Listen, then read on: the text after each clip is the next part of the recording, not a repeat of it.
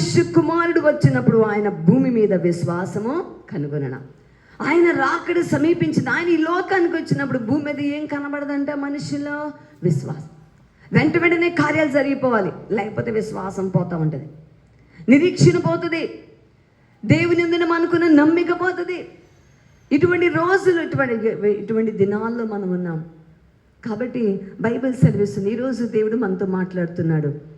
ఆయన అంటున్నాడు కదా, నేను అబ్రహాము దేవుడును, ఇస్సాకు దేవుడును, యాకోబు దేవుడు, వారి దేవుని అనిపించుకోవడానికి నేనేమవను, సిగ్గుపడను. కానీ మనమైతే మన ప్రవర్తన, మన విశ్వాసం, మన నిరీక్షణ, వీటన్నిటి మనం చూసినప్పుడు మన విశ్వాసము కార్యాల మీద ఆధారపడి ఉంటుంది, మన నిరీక్షణ కార్యాల మీద ఆధారపడి ఉంటుంది. ప్రియమైన వలన ఈ లోకంలో మనం ఆశించి మనం ఏదైతే ప్రార్థిస్తామో ఇది జరగపోతే విశ్వాసంలో బలహీనలు అయిపోతూ ఉంటాం. కానీ అబ్రహాం, ఇస్సాకు, యాకోబులు అలా లేరు. నిరీక్షణ వారు ఇక్కడ వాక్యంలో రాయబడింది. వారు ఏమని రాయబడింది? ఈ 10వ వచనం, 11వ వచనం ఏమనుంది? విశ్వాసమును బట్టి శారాయి వాగ్దానం చేసిన వాడు తాను వయస్సు గతించినదైనను గర్భము పొందుటకు విశ్వాసము అంతే. పూర్తిగా దేవుని మీద ఆధారపడిపోయారు. దేవుడు కోరేది అదే. మన దగ్గర నుంచి దేవుడు ఏమని ఆశిస్తున్నాడు అంటే, వెండిగా ఆశించడు, బంగారం ఆశించడు. 40వ కీర్తనలో మనం చూస్తాం. కీర్తన గ్రంథము 40వ అధ్యాయానికి వెళ్తే అక్కడ దావీదు మహారాజు ఒక మాట అంటా ఉంటాడు. కీర్తన గ్రంథము 40వ అధ్యాయము, నువ్వు కోరటలేదు, నీవు నాకు చెవులు నిర్మించి ఉన్నావు. ఏంటి దేవుడు ఇక్కడ 8వ వచనం, అప్పుడు దహన బలైనను పాప పరిహార్థ బలైన తెమ్మలేదు, అప్పుడు పుస్తకపు చుట్టలో నన్ను గూర్చి వ్రాయబడిన ప్రకారం వచ్చాను. నా దేవా, నీ చిత్తము నెరవేర్చుట నాకు సంతోషం. ప్రియమైన వారా, దేవుని యొక్క ఆలోచన మన పట్ల ఏంటి? బలి కోరుతున్నాడు దేవుడి దగ్గర నుంచి. దహన బలి, పాప పరిహార్థ బలి, నైవేద్యము, ఇవి దేవునికి కావాలా? అవసరం లేదు. ఇంకా మనం చూసినప్పుడు మీకా గ్రంథంలో కూడా ఇదే మాట రాయబడి ఉంటుంది. చూద్దాం. మీకా గ్రంథము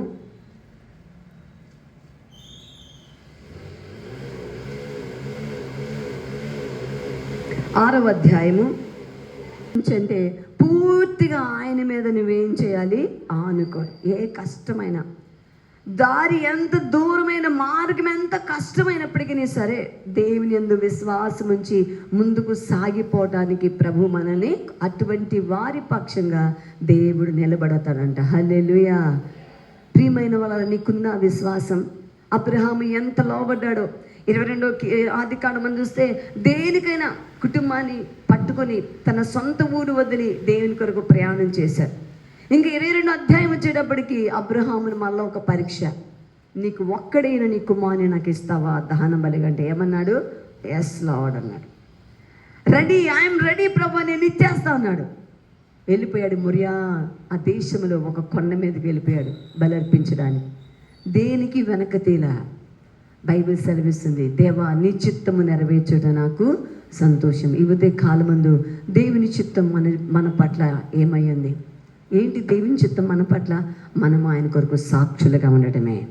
బూదిగంతల వరకు నువ్వు పనిచేసిన స్థలములో, నీ ఇంట్లో, నీ రక్త సంబంధి సమాజంలో నీ పరిశుద్ధను కాపాడుకుంటూ దేవుని కొరకు మనం సాక్షులుగా ఉండడానికే ప్రభు మనల్ని పిలిచాడు.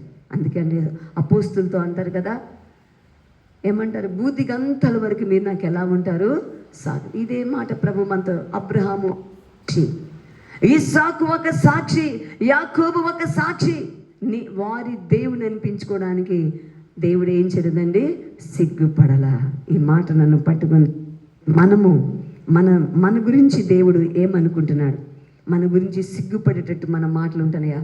మన గురించి సిగ్గుపడేటట్టు మన ప్రవర్తన ఉంటుందా? మన గురించి సిగ్గుపడేటట్టు మన జీవిత విధానం ఉంటుందా? ప్రియమైన ఈ ఉదయ కాలం ముందు మనం పరీక్ష చేసుకుందాం.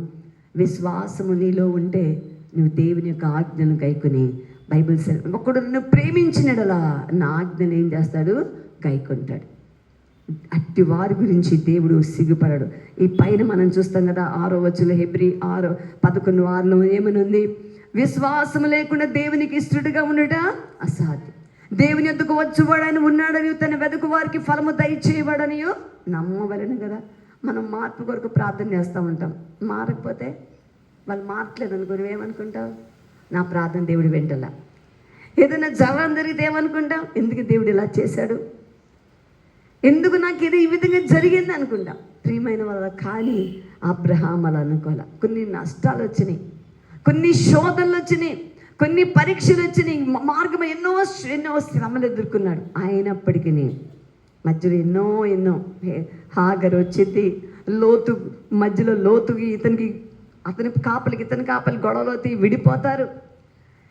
మరి ప్రేమించిన ఇష్మాయేల్ని దేవుడు పంపించేయమంటే పంపించేస్తాడు. ఎన్నో అయినా ఎక్కడ కూడా అబ్రహాము వెనక్కి వెళ్ళిపోలా.